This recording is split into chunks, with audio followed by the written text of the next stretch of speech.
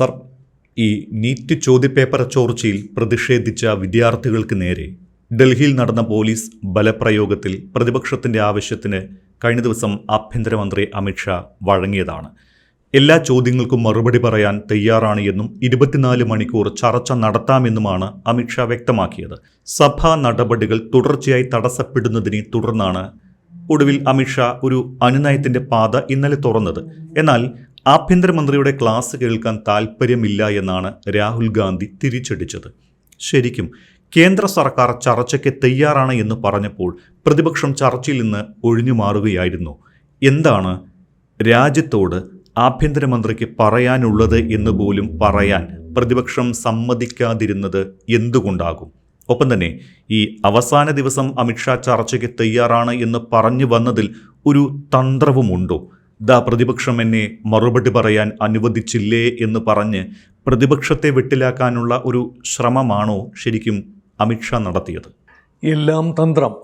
അമിത്ഷായുടേത് തന്ത്രം, രാഹുൽ ഗാന്ധിയുടേത് മറുതന്ത്രം. ഈ രണ്ട് തന്ത്രങ്ങൾ തമ്മിലുള്ള മാറ്റുരയ്ക്കലാണ് അവസാന ദിവസം പാർലമെൻറ്റിൻ്റെ വർഷകാല സമ്മേളനത്തിൻ്റെ അവസാന നിമിഷം കാണുന്നത്. നോക്കൂ, ശ്രീ അമിത്ഷാ സാധാരണ വഴങ്ങുന്ന പ്രകൃതമല്ല. താൻ പിടിച്ച ഇടത്ത് പിടിച്ചെത്തിച്ച് നിർത്തുന്നതിൽ എക്കാലത്തും വിജയിച്ചിട്ടുള്ള ആളാണ് അമിത്ഷാ. അദ്ദേഹത്തിൻ്റെ ശരീരഭാഷ എപ്പോഴും വളരെ സ്ട്രോങ് ആണ്, വളരെ അഗ്രസീവാണ്. പാർലമെൻറ്റിനുള്ളിലും പുറത്തും അഗ്രസീവാണ്. പക്ഷെ വളരെ ശാന്തനായി വളരെ സമചിത്തതയോടുകൂടി കഴിഞ്ഞ ദിവസം മാധ്യമങ്ങളോട് സംസാരിക്കുന്ന അമിത്ഷായെ കണ്ടു. പ്രതിപക്ഷത്തിൻ്റെ ആവശ്യങ്ങൾ എന്തെല്ലാമാണ് അവർ പറഞ്ഞല്ലോ. താൻ സഭയിൽ വരാൻ തയ്യാറാണ്, സഭയിൽ വന്ന് എല്ലാ ചോദ്യങ്ങൾക്കും മറുപടി പറയാൻ തയ്യാറാണ്. കഴിഞ്ഞ ദിവസം 3 മണിക്ക് സഭ തുടങ്ങുകയും പിറ്റേ ദിവസം, അതായത് പാർലമെൻറ്റ് അവസാനിക്കുന്ന ദിവസം ഉച്ചയ്ക്ക് 3 മണി വരെ 24 മണിക്കൂർ സമയത്തിനുള്ളിൽ 8-9 മണിക്കൂർ ചർച്ച നടക്കട്ടെ. മറ്റൊരു കാര്യവും വേണ്ട. ഇതേക്കുറിച്ച് നീറ്റ് പരീക്ഷാ വിവാദത്തെക്കുറിച്ചും അതുമായി ബന്ധപ്പെട്ടുണ്ടായ ആശങ്കകളെക്കുറിച്ചും അത് സർക്കാർ എടുത്ത നടപടികളെക്കുറിച്ചും പോലീസ് അട്രോസിറ്റിസിനെക്കുറിച്ചും, ഇനി പെല്ലറ്റ് ഗൺ ഉപയോഗിക്കുന്നതാകട്ടെ, ലാത്തിയിൽ ആണി തറച്ച് ഉപയോഗിച്ചതായിക്കൊള്ളട്ടെ, ഇവൻ AK-47 ഉപയോഗിച്ച് ബീഹാറിൽ വെടിവെയ്പ്പ് നടത്തിയതായിക്കോട്ടെ, എന്താണെങ്കിലും പ്രതിപക്ഷം ഉന്നയിക്കുന്ന എല്ലാ ആശങ്കകൾക്കും ചോദ്യങ്ങൾക്കും മറുപടി പറയാൻ താൻ തയ്യാറാണ് എന്നാണ് അമിത്ഷാ പറയുന്നത്. മാധ്യമങ്ങളുടെ മുന്നിൽ വന്ന് നിന്നുകൊണ്ട്, ക്യാമറ കണ്ണുകളുടെ മുന്നിൽ നിന്നുകൊണ്ട് അമിത്ഷാ പറയുകയാണ്. ഇതൊരു ചേഞ്ചാണ്. നമുക്ക് തോന്നാം ഒരു വെൽക്കം ചേഞ്ച് എന്ന് നമുക്ക് തോന്നാം. പക്ഷേ യഥാർത്ഥത്തിൽ അതൊരു വെൽക്കം ചേഞ്ച് ആണോ? യഥാർത്ഥത്തിൽ നമ്മൾ ആലോചിക്കേണ്ട ഒരു കാര്യം, അമിത്ഷാ എങ്ങനെ ശീലമുള്ളതല്ലല്ലോ. അപ്പോൾ അളമുട്ടിയിരിക്കുന്നു എന്ന് കരുതുന്നവരാണ് അനേകം. അതുമാത്രമല്ല, ഇവിടെ പ്രതിപക്ഷം ഒരു മറുതന്ത്രം ഉപയോഗിച്ചതായി കാണാം. പ്രത്യേകിച്ച് അമിത്ഷാ പാർലമെൻറ്റ് സ്പീക്കർക്ക് എഴുതി കൊടുത്തിരിക്കുകയാണ്. എഴുതി കൊടുക്കുന്നു എന്നാണ് അദ്ദേഹം പറഞ്ഞത്. കൊടുത്ത് കാണണം. ഞാൻ പാർലമെൻറ്റിൽ വരാൻ തയ്യാറാണ്, സംസാരിക്കാൻ തയ്യാറാണ്, പ്രസ്താവന നടത്താൻ തയ്യാറാണ്, ഉത്തരങ്ങൾ പറയാൻ തയ്യാറാണ്. പക്ഷേ പ്രതിപക്ഷം സഹകരിക്കണം. അത് മാധ്യമങ്ങളോടായി പറയുകയാണ്, പ്രതിപക്ഷങ്ങളോട് പറയാൻ പറയുകയാണ്, സഭാ അധ്യക്ഷനോട് പറയുകയാണ്. അധ്യക്ഷൻ തന്നെയാണല്ലോ പറഞ്ഞത് ഈ പാർലമെൻറ്റ്, അത് രാജ്യസഭയുടെ ഉപാധ്യക്ഷനാണ് പറഞ്ഞത്. എന്തുകൊണ്ട് അമിത്ഷാ സഭയിൽ വരുന്നില്ല?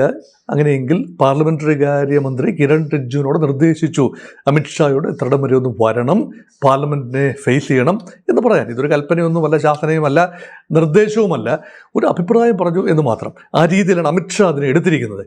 അപ്പം ലോക്സഭയിലോ രാജ്യസഭയിലോ ഒക്കെ എത്താനുള്ള സാധ്യത തള്ളിക്കളയാനാവില്ല. ഇപ്പോൾ ഇത് നിങ്ങളോട് ഈ കാര്യങ്ങൾ സംസാരിക്കുന്ന സമയത്ത് തന്നെ പാർലമെൻറ്റ് നടപടികൾ തുടങ്ങിയിരിക്കുന്നു. അപ്പോൾ അമിത്ഷാ എന്താണ് ചെയ്യാൻ പോകുന്നത് എന്നതിനെക്കുറിച്ച് എനിക്ക് ഇന്നത്തെ കാര്യം, ഇനി വരാൻ പോകുന്ന കാര്യങ്ങൾ മുൻകൂട്ടി അറിയാനാവില്ല. എങ്കിലും അതിനെ അമിത്ഷായുടെ ഒരു നീക്കത്തെയും അതിനെതിരെയുള്ള ഇന്ത്യ മുന്നണിയുടെ, പ്രത്യേകിച്ച് രാഹുൽ ഗാന്ധിയുടെ ബദൽ നീക്കത്തെയും പരാമർശിക്കാൻ വേണ്ടിയാണല്ലോ ഈ വീഡിയോ. രാഹുൽ ഗാന്ധി എന്താണ് പറഞ്ഞത്? ഇതുവരെ പറഞ്ഞിരുന്നത് അമിത്ഷാ വരണം, പ്രസ്താവന നടത്തണം, ചോദ്യങ്ങൾക്ക് ഉത്തരം പറയണം. ഇപ്പോൾ പറയുന്നു അമിത്ഷാ വന്ന് ലെക്ചർ ചെയ്യാനാണെങ്കിൽ അത് കേൾക്കാൻ തങ്ങൾ തയ്യാറല്ല. രാഹുൽ ഗാന്ധി പറയുന്നതിന് ചില കാരണങ്ങളുണ്ട്. ഈ നരേന്ദ്രമോദി മണിപ്പൂർ വിഷയത്തിൽ വരണം, രാജ്യത്തോടായി പാർലമെൻറ്റിൽ നിന്നുകൊണ്ട് അഭിസംബോധന ചെയ്തുകൊണ്ട് സംസാരിക്കണം, ഇത് മസ്റ്റാണ് എന്ന് പറഞ്ഞുകൊണ്ട് എത്ര ആവർത്തിയാണ് പാർലമെൻറ്റ് സമ്മേളനം കഴിഞ്ഞ 2 വർഷം മുൻപ് പ്രതിപക്ഷം തടസ്സപ്പെടുത്തിയത്. എന്നിട്ട് എന്താ സംഭവിച്ചത്? അമിത്ഷാ വന്നു. എപ്പോഴാണ്? മാസങ്ങൾ നീണ്ട കാത്തിരിപ്പിനുള്ളിൽ അമിത്ഷാല്ല പ്രധാനമന്ത്രി നരേന്ദ്രമോദി വന്നു, സംസാരിച്ചു ഗംഭീരമായി. ഇന്ത്യ ചരിത്രം, രാഷ്ട്രീയ ചിത്രം, മണിപ്പൂരിൻ്റെ സാംസ്കാരിക ചിത്രം എല്ലാം വിശദീകരിച്ചിട്ട് ആ വിവാദത്തെക്കുറിച്ച് ഒരക്ഷരം മാത്രം പറഞ്ഞുകൊണ്ട് അവസാന വരിയിൽ മണിപ്പൂർ എന്ന് ജസ്റ്റ് പരാമർശിച്ചുകൊണ്ട് അദ്ദേഹം പിൻവാങ്ങി. ഇങ്ങനെ ഒരു സംസാരം കേൾക്കാനല്ല തങ്ങൾ അമിത്ഷാ സഭയിൽ വരുന്നത് എന്നാണ് പറയുന്നത്. ഇപ്പോൾ ഇവിടെ നോക്കൂ, രണ്ട് കാര്യങ്ങൾ. അമിത്ഷാ എന്തുകൊണ്ട് വന്നില്ല എന്നതിനെക്കുറിച്ച് നമ്മൾ വേറൊരു അവസരത്തിൽ ഒരു എപ്പിസോഡ് ചെയ്തതുമാണ്. അതിൻ്റെ പശ്ചാത്തലത്തിൽ കൂടിയാണ് പറയുന്നത്. ഇപ്പോൾ എന്തുകൊണ്ട് അവസാന നിമിഷം അമിത്ഷാ വരാൻ തീരുമാനിച്ചു, അല്ലെങ്കിൽ വരാമെന്ന് സജസ്റ്റ് ചെയ്തു, എന്തുകൊണ്ട് പ്രതിപക്ഷം എതിർക്കുന്നു? ഇതാണല്ലോ ഈ എപ്പിസോഡിൻ്റെ ഇതിവൃത്തം. വരാൻ സംബന്ധിച്ചത് പാർലമെൻറ്റ് സമ്മേളനം അവസാനിക്കുന്ന ദിവസം 14-ാം തീയതി, ഈ മാസം അവസാന ദിവസം, ഇന്ന് നാടകീയമായി എത്തിയാൽ പേരുദോഷം ഒഴിവാകുമല്ലോ. അമിത്ഷാ ഇത്രയും ദിവസം വരാൻ പ്രതിപക്ഷം അനുവദിച്ചില്ല. വലിയ ശബ്ദായമാനമായ രംഗങ്ങളാണ്. ബില്ലുകൾ പാസ്സാക്കാൻ പ്രതിപക്ഷത്തിന് സഹകരണമില്ലായിരുന്നു. 11 ബില്ലുകളാണ് പാർലമെൻറ്റിൻ്റെ വർഷകാല സമ്മേളനത്തിൽ 20-ാം തീയതി, ജൂലൈ മാസം 20-ാം തീയതി തുടങ്ങിയ വർഷകാല സമ്മേളനത്തിൽ അവതരിപ്പിച്ച് പാസ്സാക്കിയത്. ആകെ ഈ 11 ബില്ലുകൾ പാസ്സാക്കാൻ എടുത്ത സമയം കേവലം 10 മണിക്കൂർ മാത്രമാണ്. 10-11 മണിക്കൂർ മാത്രമാണ്. അതുപോലുള്ള എല്ലാ ചർച്ചകളുമെല്ലാം. അതിൽ തന്നെ 10 മണിക്കൂറും ചെലവഴിച്ചത് നീറ്റ് സംബന്ധമായ ബില്ല്, അതുമായി ബന്ധപ്പെട്ട പരീക്ഷാ ക്രമക്കേടുകൾ തടയുന്നതിനുള്ള നിയമനിർമ്മാണത്തിന്മേലുള്ള ചർച്ചകൾ, അത് ഭംഗിയായി നടക്കുകയും ചെയ്തു. അതിൽ ആക്ഷേപം പറയാനാവില്ല. മറ്റെല്ലാം കൂടെ ചേർത്തുകൊണ്ട് 59 മിനിറ്റാണ്, അതായത് 1 മണിക്കൂർ പോലും എടുത്തില്ല എന്നോർക്കണം. അപ്പോൾ ഇങ്ങനെ പാസ്സാക്കാനാണെങ്കിൽ കേരളം എന്ന് പറയുന്ന പേര് മാറ്റുന്നു. കേരള എന്നത് മാറ്റി കേരളം എന്നാക്കുന്നു. ലോക്സഭയും രാജ്യസഭയിലുമായി ആകെ ചർച്ച നടത്തിയത് 5 മിനിറ്റിൽ താഴെ സമയമാണ്. ചർച്ചയില്ലാതെ ബില്ലുകൾ ശബ്ദ വോട്ടിനിട്ട് പാസ്സാക്കുന്ന കാര്യം എത്രയോ ആഴത്തിൽ സംസാരിക്കാവുന്ന പല ബില്ലുകളാണ്. ഇതൊന്നും തന്നെ പരിഗണിക്കാതെ പ്രതിപക്ഷത്തിൻ്റെ ശബ്ദ കോലാഹലങ്ങളിൽ സഭ മുടങ്ങുമ്പോൾ നികുതിദായകൻ്റെ പണമാണ് വേസ്റ്റാകുന്നത്. ഒരു മിനിറ്റ് പാർലമെൻറ്റ് സമ്മേളിക്കുമ്പോൾ അല്ലെങ്കിൽ സെഷനിലായിരിക്കുമ്പോൾ ചിലവ് 2.5 ലക്ഷം രൂപയാണ്. അപ്പോൾ അങ്ങനെയാണെങ്കിൽ മണിക്കൂറുകൾ നീണ്ടു നിൽക്കുന്ന പാർലമെൻറ്റ് സമ്മേളനങ്ങൾ, ദിവസങ്ങൾ നീണ്ടു നിൽക്കുന്ന ശീതകാല സെഷൻ, അത് ഏതാണ്ട് പൂർണ്ണമായി അലങ്കോലപ്പെട്ടു പോയപ്പോൾ ഖജനാവിനുണ്ടായ ഒരു വേസ്റ്റ്, അത് നഷ്ടമാണ്, നാഷണൽ ലോസാണ്. അതാര് കണക്ക് പറയും? അത് പ്രതിപക്ഷത്തിനും ഭരണപക്ഷത്തിനും ഒരുപോലെ അക്കൗണ്ടബിലിറ്റി ഉണ്ട്. നിയമനിർമ്മാണത്തിൽ പങ്കെടുക്കാൻ പ്രതിപക്ഷത്തിനും ചുമതലയുണ്ട്. പങ്കെടുക്കുമ്പോഴാണ് വിമർശനം ഉന്നയിക്കാൻ കഴിയുക. അതേപോലെ തന്നെ ഭരണപക്ഷം അതിനുള്ള വഴി ഒരുക്കാൻ, പ്രതിപക്ഷത്തെ അടിച്ചൊതുക്കാനല്ല ഭരണപക്ഷം ശ്രമിക്കേണ്ടത്. പ്രതിപക്ഷം പറയുന്ന ന്യായമായ കാര്യങ്ങൾ അത് അംഗീകരിച്ചു കൊടുക്കുകയും ചില കാര്യങ്ങളിൽ ക്രിയാത്മകമായ ചർച്ച വരികയും, ചർച്ചാ സമയത്ത് ആരാണോ ചർച്ച കേൾക്കേണ്ടത്, ഒരു മന്ത്രാലയവുമായിട്ട് ബന്ധപ്പെട്ടാണല്ലോ, അമിത്ഷായുമായി ബന്ധപ്പെട്ട മന്ത്രാലയം, ആഭ്യന്തര മന്ത്രാലയം അവതരിപ്പിക്കേണ്ട 4 ബില്ലുകളെങ്കിലും ഉണ്ടായിരുന്നു ഈ 11-ൽ. അത് 4 അവതരിപ്പിച്ചത് സഹമന്ത്രിയാണ്. അമിത്ഷാ എന്തുകൊണ്ട് ഇത് അവതരിപ്പിക്കുന്നതിൽ നിന്ന് മാറി നിന്നു? ഇതേക്കുറിച്ചുള്ള തൻ്റെ മന്ത്രാലയവുമായിട്ട് ബന്ധപ്പെട്ട ചർച്ചകൾ നടക്കുമ്പോൾ ഇത് കേൾക്കാൻ ആരാണ് ഉണ്ടാകേണ്ടത്?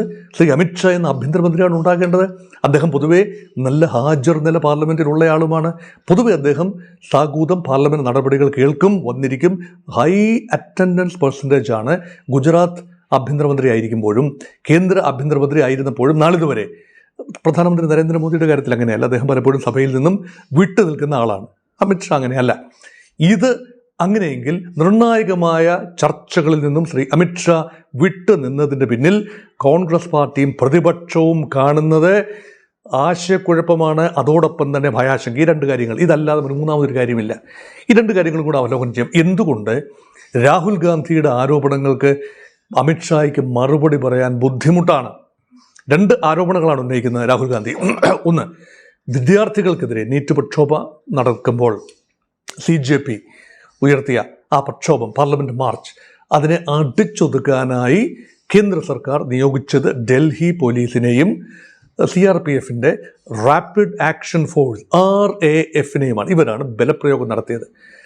അപ്പം ചോദ്യം ഇതാണ്, ആരാണ് ഈ ബലപ്രയോഗത്തിന് ഉത്തരവിട്ടത്? അതായത് ആയുധങ്ങൾ, പെല്ലറ്റ് ഗണ്ണുകൾ ഉപയോഗിക്കാൻ ഉത്തരവിട്ടത് ആരാണ്? അത് അമിത്ഷായുടെ അറിവോ സമ്മതമോ ഇല്ലാതെയാണോ ഈ ഉത്തരവ് പോയിരിക്കുന്നത്? അമിത്ഷാ നേരിട്ടിടുക എന്നതല്ലല്ലോ. മാത്രമല്ല 10 പേരുടെയെങ്കിലും, രാഹുൽ ഗാന്ധി പലരെയും പരേഡ് ചെയ്യിപ്പിച്ചു. പെല്ലറ്റ് ഗൺ ആദ്യമൊക്കെ പറഞ്ഞു ഇത് പെല്ലറ്റ് ഗൺ അല്ല, ഇത് വെറും മറ്റു ചില പ്രയോഗങ്ങളാണ്. അല്ല, ഇതിൽ ഈയത്തിൻ്റെ കഷണങ്ങൾ വേർതിരിച്ചെടുത്തു. മെഡിക്കൽ റിപ്പോർട്ടുകൾ കാണിക്കുന്നത് അങ്ങനെയാണ്. ഫോറൻസിക് എവിഡൻസ് അവിടെ വ്യക്തമായിട്ടുണ്ട്. പോലീസും അത് നിഷേധിക്കുന്നില്ല. 10 വിദ്യാർത്ഥികളെങ്കിലും പെല്ലറ്റ് വൂൺസുമായി ആണ്. അത് ഒരാൾക്ക് കണ്ണിന് തകരാറ് പറ്റി, ഒരാൾക്ക് ചെവിക്ക് തകരാറ് പറ്റിയിരിക്കുന്നു, ദേഹത്ത് തുളച്ചു കയറിയ പാടുകളുണ്ട്. ഇത് തീർച്ചയായും അനുവദനീയമല്ല. അതാരാണ് ഉത്തരവ് കൊടുത്തത്? ഇത് അറിയാൻ രാജ്യത്തിന് അവകാശമുണ്ട്, പാർലമെൻറ്റിന് അവകാശമുണ്ട്. അതാണ് അമിത്ഷായോട് ചോദിക്കുന്നത്. അമിത്ഷാ ആണോ? അമിത്ഷായ്ക്ക് പറയാം, അല്ല, ഞാനല്ല. അങ്ങനെയെങ്കിൽ അമിത്ഷാ രാജിവെക്കേണ്ടതാണ്. കാരണം അമിത്ഷാ അറിയാതെ, ഡൽഹിയുടെ സുരക്ഷാ ചുമതലയുള്ളത് കേന്ദ്രമന്ത്രിസഭയ്ക്ക് തന്നെയാണ്, ഡൽഹി മന്ത്രിസഭയ്ക്കല്ല, കേന്ദ്രമന്ത്രിസഭയ്ക്കാണ്. അപ്പോൾ ഇതിന് അമിത്ഷായുടെ അറിവില്ലാതെ നടന്നാൽ ഘടകമില്ലാത്ത മന്ത്രി എന്ന നിലയിൽ അദ്ദേഹം രാജിവെക്കണമെന്ന് പ്രതിപക്ഷം ആവശ്യപ്പെടും. ഇനി അതല്ല, തൻ്റെ അറിവോടെയാണ് എങ്കിൽ ഏത് നിയമമനുസരിച്ചാണ് ഇതുപോലെയുള്ള ആയുധങ്ങൾ ഉപയോഗിക്കാൻ അനുമതി? ആണി തറച്ച ലാത്തി. അതുപോലെ ഈ പോലീസിലില്ലാത്ത ആളുകൾ പോലീസിനോടൊപ്പം നുഴഞ്ഞു കയറിയത് പ്രായമുള്ള ആളുകൾ ഈ കുട്ടികൾക്കെതിരെ ലൈംഗിക അതിക്രമങ്ങൾ ഉൾപ്പെടെ നടത്തി എന്ന് പറയുമ്പോൾ അതിനുത്തരവാദി ആരാണ്? അത് താനല്ല, താൻ അറിഞ്ഞില്ല എന്ന് പറഞ്ഞാൽ അവിടെയും പ്രശ്നമാണ്. അപ്പോൾ അമിത്ഷായ്ക്ക് 2 ഉത്തരങ്ങളും പറയാനാവില്ല എന്ന് രാഹുൽ ഗാന്ധിക്ക് നന്നായി അറിയാം. താനാണ് ഉത്തരവിട്ടത് എന്ന് പറഞ്ഞാൽ അത് തീർച്ചയായും അദ്ദേഹം തൻ്റെ അധികാരപരിധി ലംഘിച്ചിരിക്കുന്നു. താൻ അറിഞ്ഞില്ല, താനല്ല, മറ്റാരോ ആണെങ്കിൽ അദ്ദേഹത്തിൻ്റെ കേപ്പബിലിറ്റി കുറഞ്ഞു, അതുകൊണ്ട് മന്ത്രി രാജിവെക്കണം. അദ്ദേഹം അറിയാതെ തൻ്റെ മന്ത്രാലയം ചെയ്യേണ്ട കാര്യം അദ്ദേഹം അറിഞ്ഞിട്ടില്ല എന്ന് പറഞ്ഞാൽ അതിനർത്ഥം മന്ത്രി സ്ഥാനത്തിരിക്കാൻ യോഗ്യനല്ല എന്നാണ്. ഇനി അതല്ല, അമിത്ഷാ മറ്റൊരു രീതിയിൽ ഉത്തരം പറയാൻ നോക്കുകയാണ്. താൻ ചില നിർണായക കാരണങ്ങളാൽ ചില ബലപ്രയോഗങ്ങൾ വേണ്ടി വന്നു, കുട്ടികളെ കായികമായി നേരിടേണ്ടി വന്നു, രാജ്യരക്ഷയുമായി ബന്ധപ്പെട്ട ചില ആക്ഷേപങ്ങൾ ഉണ്ടായിരുന്നു, ചില നുഴഞ്ഞുകയറ്റക്കാരുണ്ടായിരുന്നു, കൂടുതൽ അതിക്രമങ്ങൾ ഭയന്നു, അതുകൊണ്ട് ബലം പ്രയോഗിച്ചു. പോലീസിനെതിരെ വിദ്യാർത്ഥികൾ ബലപ്രയോഗം നടത്തിയതുകൊണ്ട് ഒരു മറുപടി എന്ന നിലയിൽ തങ്ങളും ബലപ്രയോഗം നടത്താൻ നിർബന്ധിതരായി എന്നാണ് അമിത്ഷാ പറയുന്നതെങ്കിൽ ഇവിടെ ഒരു ട്രിക്കി ക്വസ്റ്റ്യൻ ഉണ്ട്. ഇവിടെ പങ്കെടുത്ത വിദ്യാർത്ഥികൾ ആരായിരുന്നു? അവർക്ക് പ്രത്യേകിച്ച് രാഷ്ട്രീയമൊന്നുമില്ല. അവർക്ക് BJP രാഷ്ട്രീയമോ അമിത്ഷാ വിരുദ്ധ രാഷ്ട്രീയമോ മോദി വിരുദ്ധ രാഷ്ട്രീയമോ ഒന്നുമുള്ളതല്ല. അവരൊരു ന്യായമായ കോസിന് വേണ്ടിയാണ് സംസാരിച്ചത്. ഇതിൽ പലരും മധ്യവർഗത്തിൽ പെടുന്നവരാണ്, പലരും ഭാരതീയ ജനതാ പാർട്ടിക്ക് ചരിത്രപരമായി വോട്ട് ചെയ്ത കുടുംബങ്ങളിൽ നിന്നും വരുന്നവരാണ്. അപ്പോൾ അവർക്കെതിരെ കർശനമായ നടപടിയെടുത്തു, ദേഹോപദ്രവം ഏൽപ്പിച്ചു, ഗൺ ഉൾപ്പെടെ ഉപയോഗിച്ചു എന്ന് പറഞ്ഞാൽ ഈ good will of the middle class, അല്ലെങ്കിൽ ഈ പേരൻസിൻ്റെ, അല്ലെങ്കിൽ വലിയൊരു വിഭാഗത്തിൻ്റെ, അവരുമായി താതാത്മ്യപ്പെടുന്ന, ഐക്യദാർഢ്യം പ്രഖ്യാപിക്കുന്ന വലിയൊരു വിഭാഗം മധ്യവർഗമുണ്ട്. അവരുടെ ഒരു വോട്ട് ബാങ്ക്, അല്ലെങ്കിൽ അവരുടെ ഒരു ദയാദാക്ഷിണ്യത്തിലാണ് ഭരണകൂടം നിൽക്കുന്നത്. അമിത്ഷായ്ക്ക് ഭാവിയിൽ ഒരു പക്ഷേ പ്രധാനമന്ത്രി പദത്തിലേക്ക് വരാനൊക്കെയുള്ള ആഗ്രഹമുണ്ട്. അപ്പോൾ അദ്ദേഹം ശാന്തനായ ഒരു ഭരണാധികാരി എന്ന നിലയിൽ സമചിത്തതയോടുകൂടി കാര്യങ്ങളെ നേരിടുന്ന ഒരാളാണ് എന്ന് പ്രതീതി ജനിപ്പിക്കാൻ ഇങ്ങനെ ഒരു പ്രസ്താവന ശരിയാവില്ല. അതുകൊണ്ട് അങ്ങനെ പറയാനാവില്ല. ഇനി അങ്ങനെ അല്ല, തിരിച്ചാണ് അദ്ദേഹം പറയുന്നത് എങ്കിലും അതും പ്രശ്നമാണ്. ഈ ഹാർഡ് ലൈനേഴ്സ്, BJPക്കുള്ളിലെ ഹാർഡ് ലൈനേഴ്സ്, എന്തുകൊണ്ട് താങ്കൾ ഇവിടെ ആഭ്യന്തരമന്ത്രിയായിരുന്നപ്പോൾ താങ്കൾക്ക് ഇതുപോലെ ഇന്ത്യ മുഴുവൻ സംഭിപ്പിച്ചുകൊണ്ട് വിദ്യാർത്ഥികൾ, ഒരു പാർട്ടി പോലും അല്ലാത്ത CJP ഇങ്ങനെ ഇറങ്ങി, താങ്കൾക്ക് എന്ത് ചെയ്യാൻ കഴിഞ്ഞു എന്ന ചോദ്യത്തിന് മുമ്പിൽ അമിത്ഷാ പാത്രം നിൽക്കും. അപ്പോൾ BJPക്കുള്ളിലെ ഹാർഡ് ലൈനേഴ്സ് അവരെ സഫൈസ് ചെയ്യാനും അതുപോലെ ഈ മധ്യവർഗത്തെ കയ്യിലെടുക്കാനും ഒന്നും കഴിയില്ല. എന്തു പറഞ്ഞാലും അത് വിവാദമാണ്. അതായത് ചതുരംഗക്കളിയിൽ ചില സമയത്ത് ഏത് കരുക്കൾ നീക്കിയാലും ചെക്ക് വിളിച്ചു കഴിഞ്ഞാൽ ഒരു രീതിയിലും പറ്റില്ല, രാജാവ് കുടുങ്ങിപ്പോയി എന്ന മട്ടിലായി. എന്നാൽ പിന്നെ ഒറ്റ വഴിയേ ഉള്ളൂ, അങ്ങ് മുങ്ങുക തന്നെ. അവസാനം തന്ത്രമെന്ന നിലയിൽ അവസാനം ഒന്ന് പൊങ്ങി. അപ്പോൾ രാമക്ഷേത്രം 2 ഉദ്ദേശങ്ങളാണ്. രാമക്ഷേത്രത്തെക്കുറിച്ചുള്ള ചർച്ചകൾ, സംഭാവന കൊള്ള മുതലായ കാര്യങ്ങൾ പാർലമെൻറ്റിൽ പൊങ്ങി വരുന്നത് മാറ്റിവയ്ക്കാം, ഒരു ഗുണം. അപ്പോൾ ഇതെല്ലാം അമിത്ഷാ മാത്രമാണ് ചർച്ചകളിൽ മുഴുവൻ നിറയുന്നത്. അദ്ദേഹം അവസാനം വരാൻ തയ്യാറായി, പ്രതിപക്ഷം സഹകരിക്കാൻ തയ്യാറായില്ല. രാഹുൽ ഗാന്ധി പറയുന്നു, താങ്കളുടെ ലെക്ചർ കേൾക്കാൻ ഞങ്ങൾ തയ്യാറല്ല, മുൻവിധിയോടുകൂടി കണ്ടു, അതുകൊണ്ട് പ്രതിപക്ഷത്തിന് നിസ്സഹകരണം കാരണം അമിത്ഷായ്ക്ക് സഭയിൽ വരാനോ പ്രസ്താവന നടത്താനോ ഉത്തരം പറയാനോ കഴിഞ്ഞില്ല. അപ്പം അമിത്ഷാ എക്സോണറേറ്റഡ് ആവുകയാണ്. അതേസമയം പ്രതിപക്ഷത്തിനും ഇതിനകത്തൊരു റോളുണ്ട്. പ്രതിപക്ഷവും വെട്ടിലാകും. കാരണം ന്യായമായി ആളുകൾ, നിഷ്പക്ഷമായി ചിന്തിക്കുന്ന ആളുകൾ ചോദിക്കുന്നൊരു ചോദ്യമുണ്ടല്ലോ, നിങ്ങൾ ആവശ്യപ്പെട്ടത് എന്താണ്? അമിത്ഷാ വരണം, പ്രസ്താവന നടത്തണം, മറുപടി പറയണം, അതിനെല്ലാം തയ്യാറാണെന്ന് മാധ്യമങ്ങളുടെ മുന്നിൽ വന്ന് അമിത്ഷാ പറഞ്ഞല്ലോ, എഴുതി കൊടുത്തല്ലോ സ്പീക്കർക്ക്. പിന്നെ എന്തുകൊണ്ട് നിങ്ങൾക്ക് സഹകരിക്കാൻ തയ്യാറല്ല? നിങ്ങളുടെ ചോദ്യത്തിനെല്ലാം ഉത്തരം പറയാമെന്നല്ലേ പറഞ്ഞത്? അപ്പോൾ നിങ്ങൾ പറയുന്നു, അദ്ദേഹം പറയുന്ന ഉത്തരങ്ങൾ ഞങ്ങൾക്ക് മുൻകൂട്ടി അറിയാം, അതൊന്നുമല്ല കേൾക്കേണ്ടത്, ഞങ്ങൾ കേൾക്കാൻ ആഗ്രഹിക്കുന്ന ഉത്തരങ്ങൾ അദ്ദേഹം പറയില്ല. ഇത് മുൻവിധിയല്ലേ? അല്ലെന്ന് പറയാനാവില്ല. രാഹുൽ ഗാന്ധിക്ക് അതല്ലെന്ന് പറയാനാവില്ല. അതുകൊണ്ട് അദ്ദേഹം വരട്ടെ, സംസാരിക്കട്ടെ, എന്താണെന്നുള്ളത് കേൾക്കട്ടെ, രാജ്യം കേൾക്കട്ടെ. ക്യാമറ കണ്ണുകൾ കൂടി ലോക്സഭാ നടപടികൾ ക്യാമറ കണ്ണുകൾ ഒപ്പിയെടുക്കുന്നുണ്ടല്ലോ, നേരിട്ട് കേൾക്കട്ടെ. Let us all hear from the horse's mouth. But horse should be allowed to come to the parliament. ഇതിനുള്ള അവസരം ഉണ്ടാക്കിയില്ല എങ്കിൽ കഷ്ടം എന്നേ പറയാനുള്ളൂ. അതുകൊണ്ട് തന്ത്രങ്ങളും മറുതന്ത്രങ്ങളുമായി രണ്ടു കൂട്ടരും BJPയും കോൺഗ്രസും തങ്ങളുടെ അടിത്തറ വിപുലപ്പെടുത്താൻ, തങ്ങളുടെ സപ്പോർട്ട് ബേസ് വിപുലപ്പെടുത്താൻ ശ്രമിച്ചു എന്നത് മാത്രമാണ് ഈ പാർലമെന്റ് ഇപ്പോൾ അവസാനിക്കുന്ന പാർലമെന്റ് സെഷന്റെ ബാക്കി പത്രം. നിയമനിർമ്മാണം എവിടെ പോയി? രാജ്യത്തിൻ്റെ ഭാവി എവിടെ പോയി? യുവജനങ്ങളുടെ ഭാവി, അവർക്ക് വേണ്ടിയാണല്ലോ രാജ്യം ഇത്രയധികം കാതോർത്തത്. പരീക്ഷാ നടത്തിപ്പെന്ന് പറയുന്നത് കേവലം പരീക്ഷാ നടത്തിപ്പല്ല, യുവജനങ്ങളുടെ സ്വപ്നമാണ്, ഭാരതത്തിൻ്റെ ഭാവിയാണ്. നാളെ ഈ ജെൻസി എന്നിപ്പോൾ പറയുന്നവരുടെ കയ്യിലാണ് ഭാരതം എന്ന് പറഞ്ഞാൽ അവരാണ് ഡെസിഷൻ മേക്കേഴ്സായി നാളുകളിൽ വരേണ്ടത്, പല രാഷ്ട്രീയ കക്ഷികളിലായും ഉദ്യോഗസ്ഥന്മാരായും ഒക്കെ വരേണ്ടത്.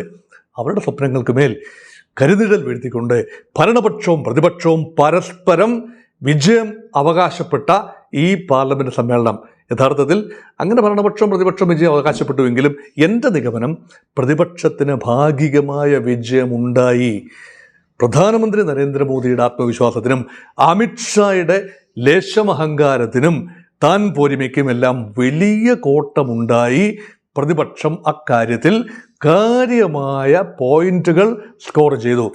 പക്ഷേ ജനഹൃദയങ്ങൾ എത്രത്തോളം കീഴടക്കാൻ പ്രതിപക്ഷങ്ങൾക്ക് കഴിഞ്ഞു എന്നറിയില്ല.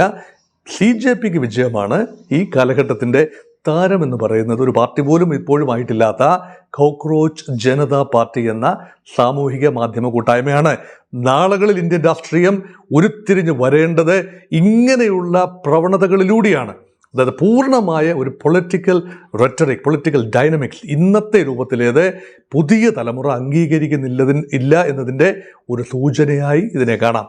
അതുകൊണ്ട് പരമ്പരാഗതമായ രീതിയിൽ പാർലമെൻറ്റിൽ മന്ത്രിമാർ വന്ന് ഉത്തരം പറയുന്നു, രാഷ്ട്രീയം കളിക്കുന്നു, നാടകങ്ങൾ കളിക്കുന്നു, വിട്ടുനിൽക്കുന്നു, വരുത്താൻ ശ്രമിക്കുന്നു. അതൊന്നും തന്നെ ഈ ക്രോക്രോച്ചുകൾക്ക് അല്ലെങ്കിൽ യുവതലമുറയ്ക്ക് അല്ലെങ്കിൽ ജെൻസികൾക്ക്, പ്രക്ഷോഭകാരികൾക്ക് ബാധകമല്ല. അവരതിനെ അംഗീകരിക്കില്ല.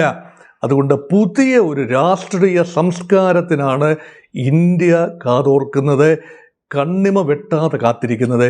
ഉരുത്തിരിഞ്ഞു വരുന്ന പുതിയ സംസ്കാരത്തിന് വേണ്ടിയാണ്.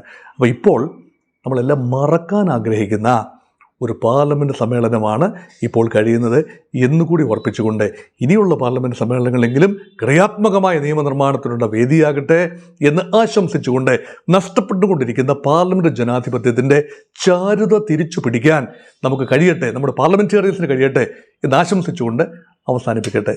നമസ്കാരം.